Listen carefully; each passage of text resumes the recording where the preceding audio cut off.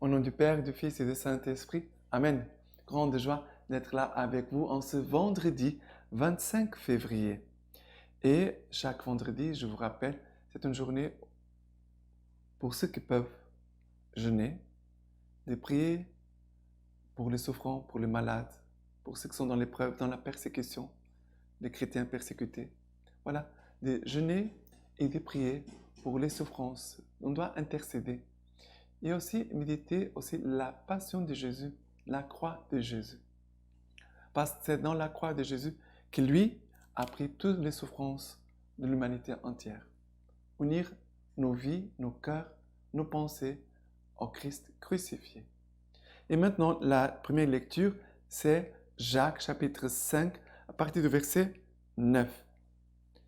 Ne vous plaignez pas les uns des autres, frères, afin de n'être pas jugés. Voyez, le juge ne tient aux portes.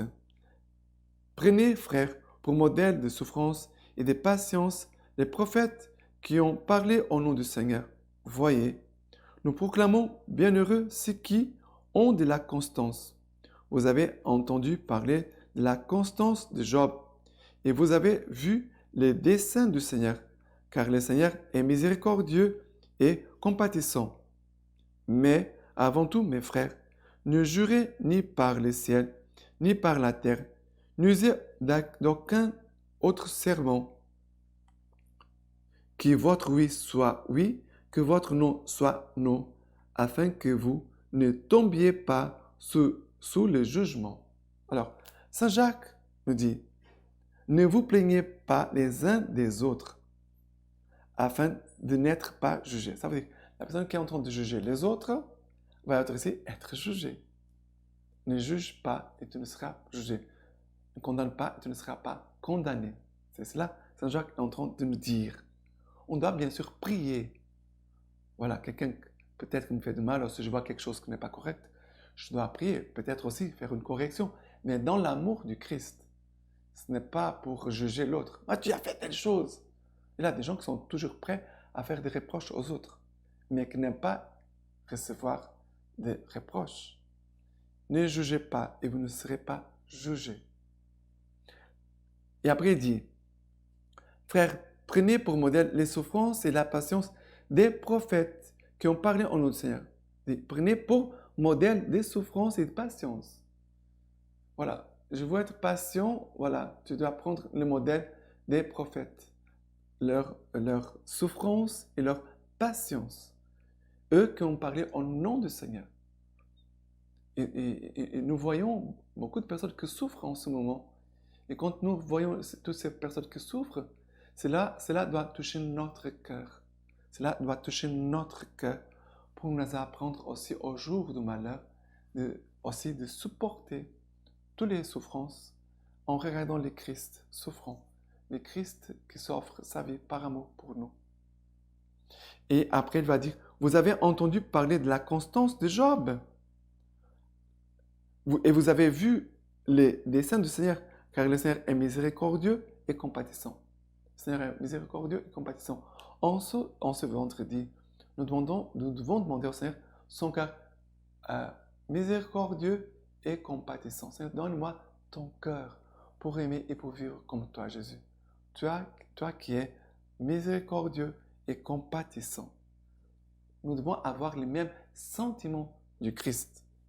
Et après, il va dire, ne jugez pas, n'usez d'aucun autre serment, que votre oui soit oui, que votre non soit non. Pour que vous ne tombiez pas sous le jugement. Que ton oui soit oui, que ton non soit non. Mais quand il a cette phrase, ça veut dire d'être ferme voilà, non pour le péché, oui pour la volonté de Dieu. Non pour faire le mal, oui pour faire le bien que Dieu attend de moi. Ce n'est pas de dire à quelqu'un, je t'ai déjà dit telle chose, je ne reviens en arrière. Parfois c'est l'orgueil. Parfois la personne se rend compte qu'elle s'est trompée, mais comme elle est orgueilleuse, elle ne revient pas en arrière. L'humilité, c'est de revenir en arrière et dire je me suis trompé, je dois corriger les choses. Peut-être avant j'avais dit oui, et peut-être maintenant je vais dire non. Mais c'est une attitude humble et de vérité. Une attitude de vérité. Que ton oui soit oui, que ton non soit non, mais dans l'amour et dans la vérité du Christ. Vous comprenez? Voilà ce que le Seigneur nous dit aujourd'hui. Maintenant, le psaume, c'est le psaume 103. Psaume 103. Bénis le Seigneur mon âme, du fond de mon être son saint nom. Bénis le Seigneur mon âme, n'oublie aucun de ses bienfaits. Lui qui pardonne toutes tes fautes, qui te guérit de toute maladie, qui rachète à la force ta vie, qui te couronne d'amour et de tendresse. Le Seigneur est tendresse et pitié, long à la colère et plein d'amour. Elle n'est pas jusqu'à la fin sa querelle. Elle n'est pas pour toujours sa rancune. Regarde, même le Seigneur ne garde pour toujours ici. Le Seigneur est tendresse et pitié, long à la colère, plein d'amour. Et elle n'est pas jusqu'à la fin sa querelle. Elle n'est pas juste pour toujours sa rancune. Bien sûr que le Seigneur n'est pas rancunier, le Seigneur n'est pas une personne qui aime la querelle, d'être en dispute avec nous. Non. Ici, c'est un langage de l'Ancien Testament. L'Ancien Testament. Mais pour dire, même Dieu ne garde pas le mal. Dieu, c'est un Dieu qui ne connaît pas le mal. Dieu ne connaît pas notre mal. Dieu ne connaît pas. Parce que Dieu, il a l'amour. En Dieu, il a que bien. En Dieu, il a que l'amour et qu'il est bien. Dieu, il n'a pas de choses mauvaises. Quand les gens disent, mais Dieu m'a fait telle chose. Mais comment Dieu peut te faire du mal à toi? Je ne comprends pas. Dieu n'est pas un homme. Les hommes font du mal les uns aux autres. Malheureusement, Dieu nous fait toujours du bien. Dieu fait toujours le bien. Mais parfois, Dieu peut permettre certaines situations où parfois nous pouvons souffrir. Mais tout concourt au bien de ce qu'aime Dieu. Ça veut dire que Dieu ne peut pas permettre une chose si le bien qu'on va attirer n'est pas plus grand. Dieu se permet le mal, c'est pour en tirer un bien plus grand. Non pas au niveau matériel, parce que les biens n'entreront pas au ciel, mais pour ton âme, pour mon âme, oui, parce que notre âme et notre corps est destiné à la vie éternelle. Comme là est la hauteur des cieux sur la terre, puissant est son amour pour qui le craint. Comme est loin de l'Orient de l'Occident, il éloigne de nous nos péchés. Le Seigneur éloigne de nous nos péchés. Nous pouvons demander cela au Seigneur aujourd'hui. Seigneur, éloigne de moi, éloigne de nous nos péchés. Maintenant, l'évangile d'aujourd'hui, c'est Marc chapitre 10 à partir du verset 1. Partant de là, il vient dans les territoires de la Judée et au-delà du Jourdain. Et de nouveau, les foules se rassemblent auprès de lui. Et selon sa coutume, de nouveau, il les enseignait. S'approchant des pharisiens lui demandaient, est-il permis à un mari de répudier sa femme? C'était pour le mettre à l'épreuve. Il leur répondit, qu'est-ce que Moïse vous a prescrit?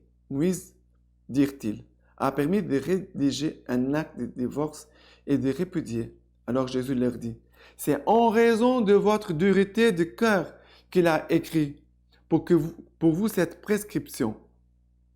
Mais dès l'origine de la création, il les fait homme et femme. Ainsi, donc l'homme quittera son père et sa mère, et les deux ne feront qu'une seule chair. Ça veut dire, Dieu a créé un homme pour une femme pour un homme. Non pas un homme pour 3, 4 femmes, et ni une femme pour 3 ou 4 hommes.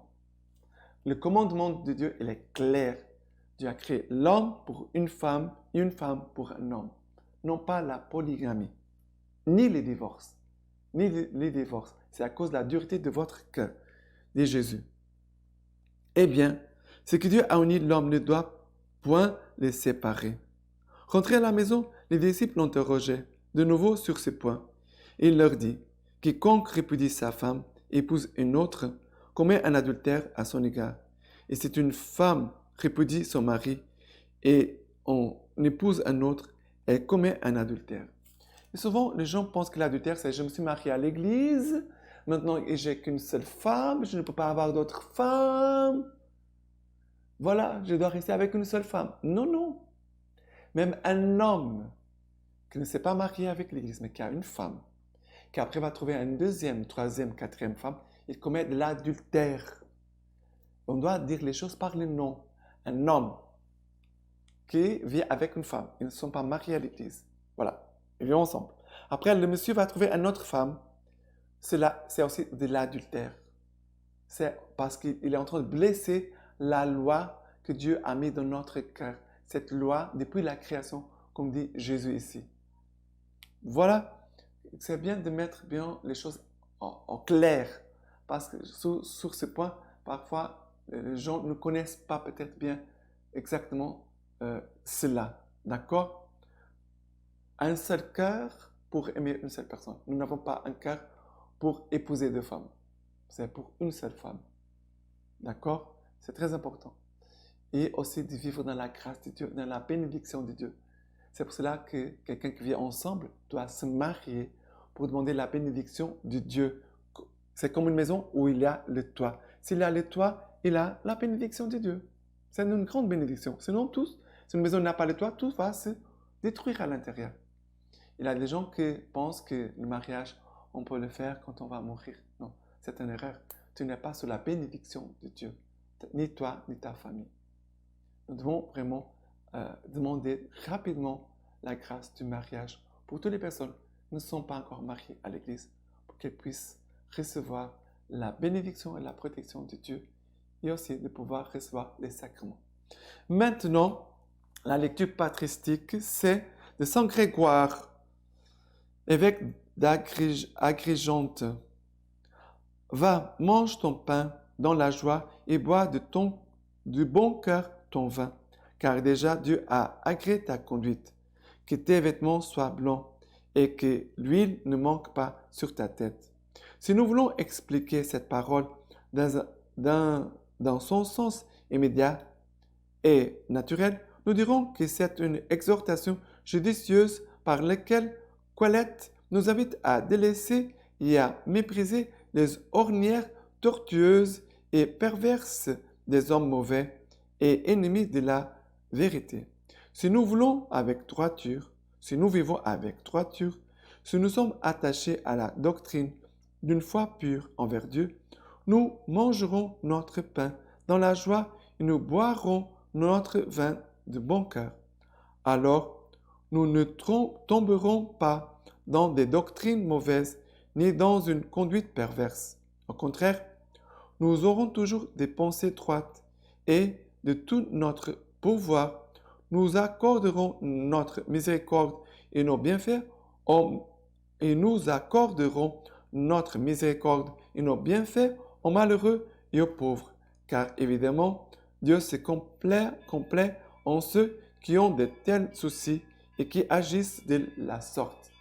Et maintenant, je vous laisse la bénédiction par les mains toutes pures de la Vierge Marie. Dieu vous bénisse et vous garde, le Père, le Fils et le Saint-Esprit. Amen.